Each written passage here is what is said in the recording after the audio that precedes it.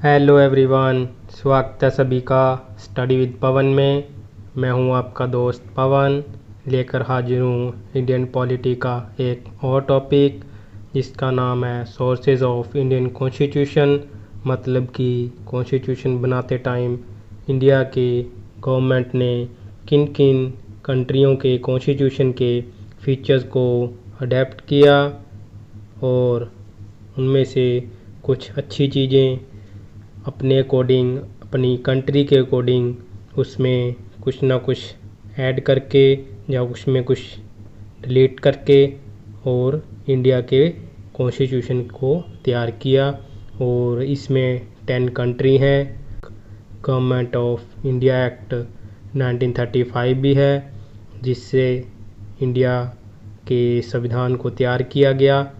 और इस वीडियो में हम इन 3 पार्ट को कवर करेंगे। Government of India act 1935, UK मतलब कि ब्रिटिश कॉन्स्टिट्यूशन, इंग्लैंड और यूएस अमेरिका।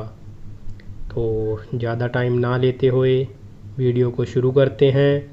वीडियो को लास्ट तक जरूर देखना। आई होप आपको वीडियो पसंद आएगा। तो फर्स्ट फीचर से शुरू करते हैं। फर्स्ट फीचर है गवर्नमेंट ऑफ इंडिया एक्ट 1935, जिसमें सबसे पहला फीचर है फेडरल सिस्टम। फेडरल सिस्टम का मतलब है कि सेंटर एंड स्टेट आपस में डिवीज़न है पावर उनकी और अपने आधार पे वो वर्क करती हैं। पर इंडिया का जो फेडरल सिस्टम है वो एक्चुअली में फेडरल नहीं है, वो मिक्स्ड है। मतलब कि कहीं ना कहीं स्टेट सेंटर के साथ कनेक्ट होकर वर्क करती हैं और यूनिटरी भी कह सकते हैं इंडिया के फेडरल सिस्टम को। मतलब कि जब इमरजेंसी घोषित हो जाती है, इमरजेंसी के टाइम में इंडिया उस स्टेट की पावर सेंटर के पास चली जाती है। इसीलिए एग्ज़ाम्पल फेडरल सिस्टम की सबसे बेस्ट है यूएसए। उसकी 50 स्टेट हैं जो अपने अकॉर्डिंग वर्क करती हैं और सेंटर के साथ भी कनेक्ट रहती हैं। सेकंड फीचर है गवर्नमेंट, जिसके आर्टिकल हैं 152 से 162 और इसका मतलब है कि हर स्टेट में एक गवर्नर होगा जो सीएम से ऊपर होगा और जिसे प्रेसिडेंट अपॉइंट करेंगे। तो थर्ड फीचर पे चलते हैं। थर्ड फीचर है इमरजेंसी प्रोविज़न, जिसमें बताया गया है कि 3 टाइप की इमरजेंसी होगी, नेशनल इमरजेंसी, स्टेट, फाइनेंशियली, और जिसको प्रेसिडेंट डिक्लेयर करेंगे। इसके आर्टिकल हैं 352 से 360, जो कि एज इट इज़ एग्ज़ाम में पूछ लिए जाते हैं। इसको रिमेंबर करना बहुत ज़रूरी है। चलते हैं नेक्स्ट पार्ट पे। नेक्स्ट है UK United kingdom British constitution. और इसमें 8 फीचर्स हमने अपने कॉन्स्टिट्यूशन में ऐड किए हैं इससे अडेप्ट करके। फर्स्ट है प्रेसिडेंट, जिसके आर्टिकल हैं 52 से 62 तक। जो प्रेसिडेंट होते हैं वो नॉमिनल हेड होते हैं, मतलब कि चेहरा दिखने वाला और होता है पर उसका वर्क कोई और कर रहा होता है। जैसे कि इंडिया में होता है कि प्रेसिडेंट के नाम पे अपनी पीएम वर्क करते हैं, उसकी कैबिनेट वर्क करती है पर नाम उनका होगा।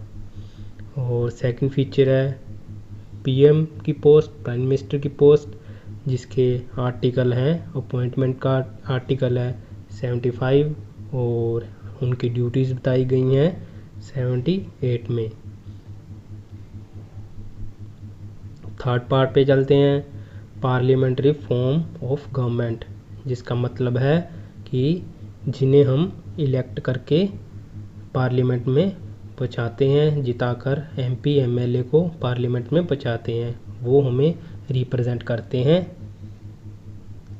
और फोर्थ फीचर है बाई कैमरलिज्म, पार्लियामेंट होगी, मतलब कि हमारी पार्लियामेंट के 2 हाउसेस हैं, आपको पता ही है।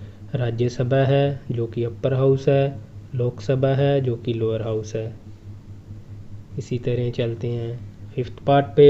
फिफ्थ फीचर लिया है हमने सिंगल सिटीजनशिप। फॉरेन कंट्री में मतलब कि यूएसए में ऐसे होता है कि उसे कंट्री की सिटीजनशिप भी लेनी पड़ती है और जिस सिटी में जिस स्टेट में वो रह रहा है उसकी सिटीजनशिप भी लेनी पड़ती है। पर इंडिया में ऐसा नहीं है। इंडिया में सिर्फ इंडिया की ही सिटीजनशिप लेनी पड़ती है और वो इंडिया की किसी भी स्टेट में जा सकता है, घूम सकता है, जिसके आर्टिकल हैं 5 से 11। सिक्स्थ फीचर है रूल ऑफ लॉ, जिसमें बताया गया है कि लॉ सबसे ऊपर है, किसी के साथ कोई भेदभाव न किया जाए, कोई अमीर है कोई गरीब है, सबके लिए लॉ इक्वल रहेगा और लॉ का ही रूल होगा, ना कि कोई पर्सन रूल करे, ताकि हमारे जो फंडामेंटल राइट हमें मिले हुए हैं सभी उसका इंजॉय कर सकें, उसकी फ्रीडम मान सकें। और सेवन्थ फीचर है कैबिनेट सिस्टम, जिसमें बताया गया है कि हमारी कौंसिल मिनिस्टर का जो एक पार्ट है, जिसके 4 पार्ट हैं, उनमें से एक पार्ट है कैबिनेट मिनिस्टर, जिसमें से जैसे होता है कि होम मिनिस्ट्री है, डिफेंस है, एक्सटर्नल अफेयर है। और 8th पार्ट है ऑफिस ऑफ कैग, जिसकी फुल फॉर्म है controller and auditor general. Article हैं 148 से 151 तक, जिसका काम है कि अपने पब्लिक के पर्स को चेक करना, उस जीएसटी को चेक करना, टैक्स को चेक करना, क्या रेवेन्यू हुआ है, उसको कैसे कैसे यूज़ किया गया है, एडिट अकाउंट का सभी काम वो देखते हैं सेंटर में और स्टेट में। 2G स्पेक्ट्रम मामले और कई घोटाले सामने आए थे, वो कैग के ज़रिए ही पता चलते हैं। चलते हैं अगले फीचर पे, अगली कंट्री पे। तो यूएसए से देखते हैं हम क्या कुछ अडेप्ट किया हमने यूएसए कंट्री से के कॉन्स्टिट्यूशन से। और इसमें से फर्स्ट फीचर है रिटन कॉन्स्टिट्यूशन।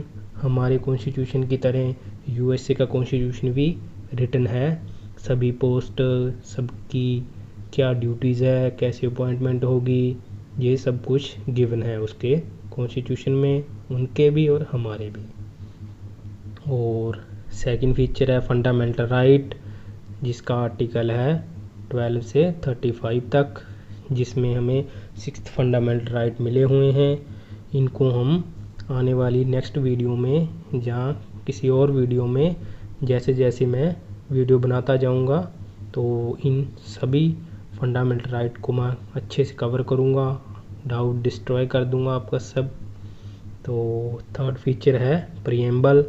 प्रीएम्बल एक तरह की हमारे कॉन्स्टिट्यूशन बुक का, जो हमारी संविधान की एक बुक बनी हुई है, उसका एक ओवरव्यू पार्ट है, ताकि कोई भी पर्सन जिसने हमारे कॉन्स्टिट्यूशन को पढ़ना हो या उसे उसमें से क्या फीचर हैं, उसमें क्या कुछ है, रीड करना हो, तो वो एक ओवरव्यू प्रीएम्बल से ले सकता है। ओके। और फोर्थ फीचर है remove of supreme court and high court जजेस। आर्टिकल है 124 4 पार्ट, ये ऐड हुआ है। इससे पता चलता है कि सुप्रीम कोर्ट और हाई कोर्ट के जज को भी रिमूव कराया जा सकता है।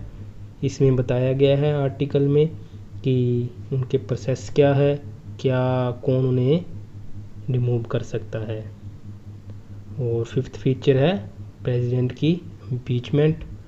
उनको इम्पीच किया जा सकता है, मतलब कि उनको उनकी पोस्ट से हटाया भी जा सकता है। पर इससे पहले एक जब कॉन्स्टिट्यूशन ये तब हो सकता है जब पार्लियामेंट के आइदर हाउस में या चाहे लोकसभा चाहे राज्यसभा किसी में भी बिल पेश हो और उस बिल के ऊपर 1/4 मेंबर के साइन होंगे, तभी वो प्रोसेस इम्पीचमेंट का शुरू होगा। जब ये हो जाता है तो उसके बाद प्रेसिडेंट को 14 दिन का नोटिस दिया जाता है। उसके बाद लोकसभा राज्यसभा में स्पेशल मेजोरिटी मतलब कि 2/3 मेजोरिटी से दोनों सदनों में पास होने के बाद प्रेसिडेंट को इम्पीच किया जा सकता है। 6th फीचर है इंडिपेंडेंस ऑफ जुडिशरी, मतलब कि हमारी सेंट्रल गवर्नमेंट है उसके 3 पार्ट हैं, लेजिस्लेचर, एग्जीक्यूटिव और जुडिशरी। जो कि जुडिशरी एक इंडिपेंडेंट है, मतलब कि किसी का प्रेशर नहीं होगा उन पे, वो इंडिपेंडेंट होके अपना डिसीज़न ले सकती हैं और इन पे कोई भी प्रेशर नहीं डाल सकता।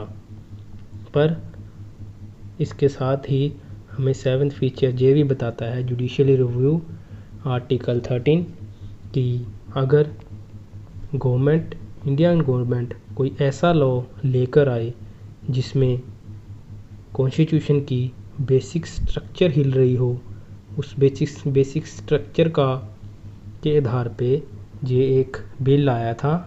पहले केशवानंद भारती केस, इसको कवर करेंगे आने वाली वीडियो में, और उसमें बताया गया है कि सुप्रीम कोर्ट जहाँ पार्लियामेंट बेसिक स्ट्रक्चर को नहीं हिला सकती, तो उसके आधार पे हम इस डिसीज़न को सुप्रीम कोर्ट और हाई कोर्ट अनकॉन्स्टिट्यूशन डिक्लेयर कर सकती हैं, उस लॉ को ख़त्म कर सकती हैं ताकि लोगों का भला हो सके, वो अपनी इंडिपेंडेंस मान सकें। तो